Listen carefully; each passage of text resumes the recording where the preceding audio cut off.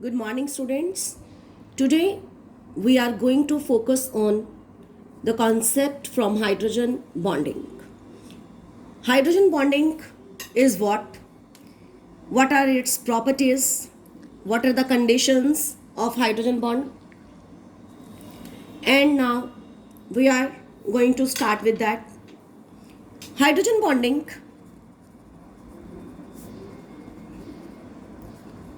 it is the force of attraction. Force of attraction between covalently bonded hydrogen atom of one molecule and electronegative atom of other molecule. सारे words को देखते हैं हमने क्या लिखा है. हमारे पास दो मॉलिक्यूल है, मॉलिक्यूल 1, मॉलिक्यूल 2. मॉलिक्यूल 1 का हाइड्रोजन एटम मॉलिक्यूल 2 के किसी इलेक्ट्रोनेगेटिव एलिमेंट के साथ इलेक्ट्रोनेगेटिव एटम के साथ क्या करे, बॉन्ड बनाए. तो ये जो बॉन्ड होगा this is represented by dotted line. ये इलेक्ट्रोनेगेटिव एटम कौन से होते हैं? In whole chemistry we consider these elements only as fluorine, oxygen, nitrogen. तो वो जो इलेक्ट्रोनेगेटिव एटम है वो सिर्फ कौन से एलिमेंट्स के हैं? Fluorine, oxygen, nitrogen. No other element can form hydrogen bond. तो यहां से आपका पहला क्वेश्चन तो यही बना कि हाइड्रोजन बॉन्ड बनने के लिए कौन से एलिमेंट्स की कंडीशन क्या है, एलिमेंट कौन से इलेक्ट्रोनेगेटिव एलिमेंट्स को यूज किया जाता है? तो फ्लोरीन, ऑक्सीजन, नाइट्रोजन. तो this is also the condition of formation of hydrogen bond. Now after that जो हम प्रॉपर्टीज देखते हैं और जो कंडीशंस में, सबसे पहला कंडीशन तो आपने लिख लिया. इन कंडीशंस में सबसे ज़्यादा इलेक्ट्रोनेगेटिव एलिमेंट कौन सा है? तो fluorine is most electronegative element, then it is the turn of oxygen, then nitrogen. तो this is the order of electronegativity.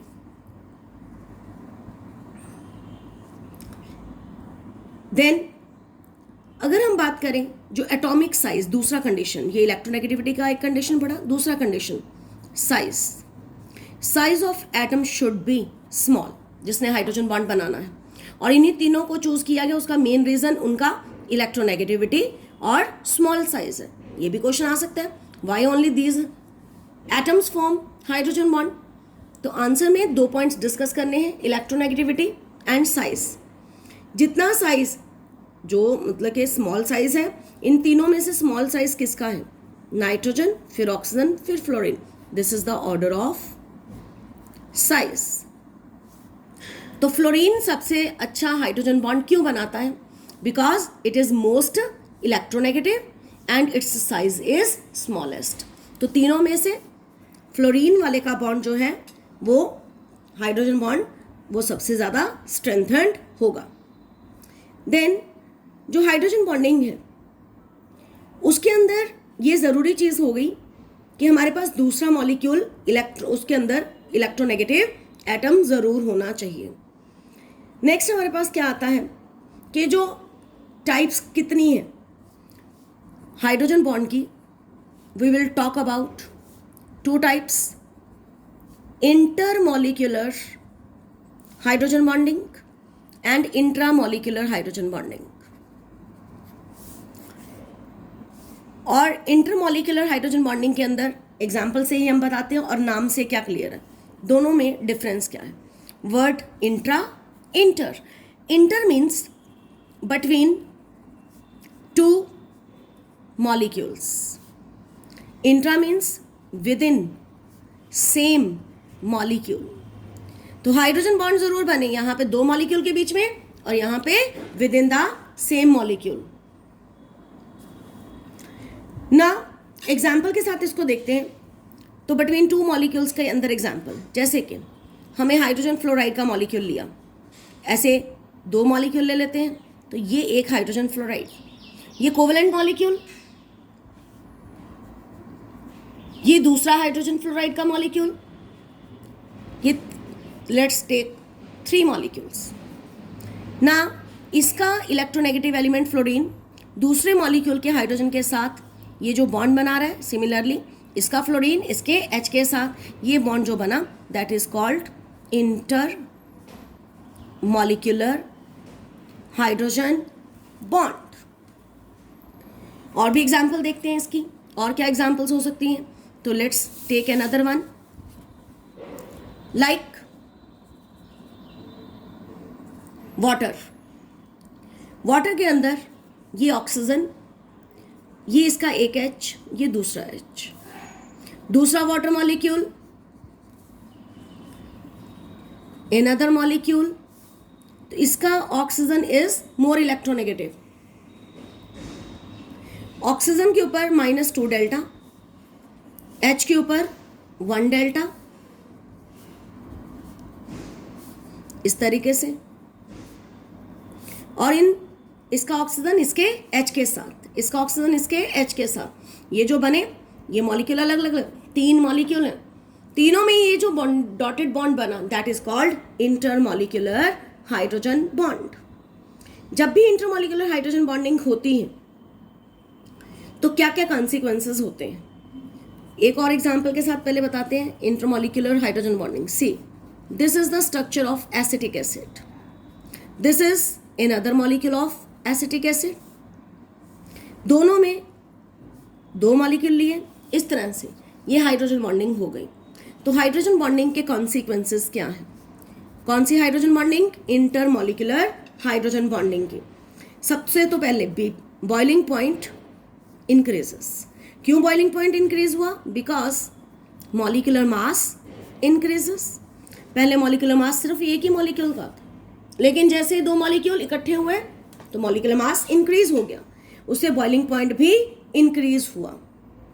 और हाइड्रोजन बॉन्डिंग की वजह से ही जो HF है वो लिक्विड है, जबकि HCl, HBr ये गैसेस हैं। तो ये लिक्विड क्यों है? ये बहुत बार क्वेश्चन आता है, क्योंकि यहाँ पे हाइड्रोजन इंटरमॉलिक्यूलर हाइड्रोजन बॉन्डिंग की वजह से, सिर्फ हाइड्रोजन बॉन्डिंग नहीं बोलना, इंटरमॉलिक्यूलर हाइड्रोजन बॉन्डिंग की वजह से मॉलिक्यूल क्या हो जाता है? एसोसिएशन में आता है। और जैसे ही एसोसिएशन में आएगा उसका स्टेट गैस से क्या हो जाएगा? लिक्विड। तो यहाँ पे फिजिकल स्टेट चेंज होता है। देन हाइड्रोजन बॉन्डिंग की वजह से ही HF is soluble in water। soluble in water क्यों? अगेन वो क्या बन गया? लिक्विड बन गया, and it becomes soluble in water। Next, यहाँ पे भी हमारे पास एक क्वेश्चन जो बनता है, why ice floats over water. हमने बड़ी बार सुना है, और ये भी सुना है कि आइस तो सॉलिड है, और सॉलिड चीज़ें की तो डेंसिटी ज़्यादा होती है, और फिर भी आइस को जब पानी में मिलाते हैं आइस तो ऊपर ऊपर फ्लोट करती है। वाई?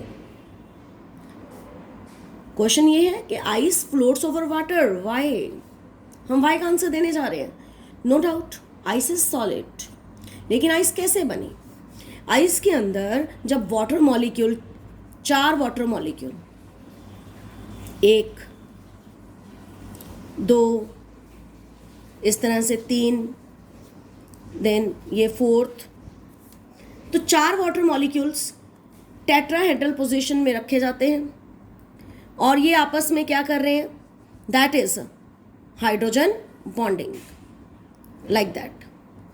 यहाँ जब हाइड्रोजन बॉन्डिंग हुई 4 मॉलिक्यूल्स में, टेट्राहेड्रली उनको रखा गया और हाइड्रोजन बॉन्डिंग हुई, और उसमें बहुत सारी स्पेसेस वेकेंट हो जाती हैं, लार्ज वेकेंट और empty spaces, due to which volume increases, और जब वॉल्यूम इंक्रीज कर जाता है तो डेंसिटी डिक्रीजेस, और जब वॉल्यूम इंक्रीज करने से डेंसिटी डिक्रीज होती है तो उसे हम क्या बोलते हैं कि आइस का डेंसिटी कम हो गया. आइस की अगर डेंसिटी कम हो जाएगी तो it will float over water. Next, ये थे कॉन्सिक्वेंसेस इंटरमॉलिक्यूलर हाइड्रोजन बॉन्डिंग के. Now I am going to take example of intramolecular hydrogen bonding. तो एग्जाम्पल में हमने अभी अभी ये पढ़ा कि इंट्रामॉलिक्यूलर में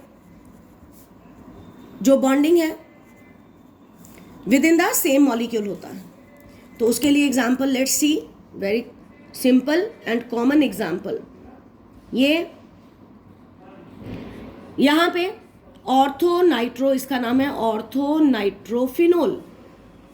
नाइट्रो ग्रुप यानी कि 2 फंक्शनल ग्रुप हैं एक ही मॉलिक्यूल के अंदर, और दोनों फंक्शनल ग्रुप आपस में ये जो बॉन्डिंग करवा दी, दैट इज कॉल्ड इंट्रामॉलिक्यूलर. हमने कोई 2 मॉलिक्यूल नहीं लिए, एक ही मॉलिक्यूल के 2 फंक्शनल ग्रुप के बीच में जो बॉन्डिंग हुई, that is called intramolecular hydrogen bonding. ऐसा करने से क्या हो गया, एक तो रिंग बनी, आपने देखा रिंग बन गई. एक पहले खुला था चेन और ये बंद हो गया, तो that is ring formation. Then इसमें इसकी वजह से बॉइलिंग पॉइंट जो होता है वो क्या कर जाएगा, डिक्रीज हो जाएगा. और बॉइलिंग पॉइंट डिक्रीज क्यों हुआ, क्योंकि बॉन्ड के ये जो बॉन्ड है अंदर ही फॉर्मेशन हुआ है इसका. देन इससे एसिडिक स्ट्रेंथ वो इंक्रीज करती है.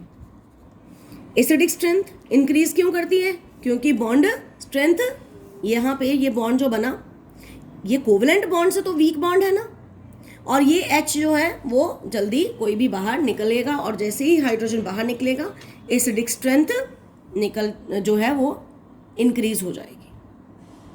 तो यहाँ पे हमने कोवलेंट बॉन्ड और हाइड्रोजन बॉन्ड की अगर मैं स्ट्रेंथ की बात करूँ तो covalent bond is strengthened as compared to hydrogen bond. So this is all about intramolecular and intermolecular hydrogen bonding. Thank you. Have a good day.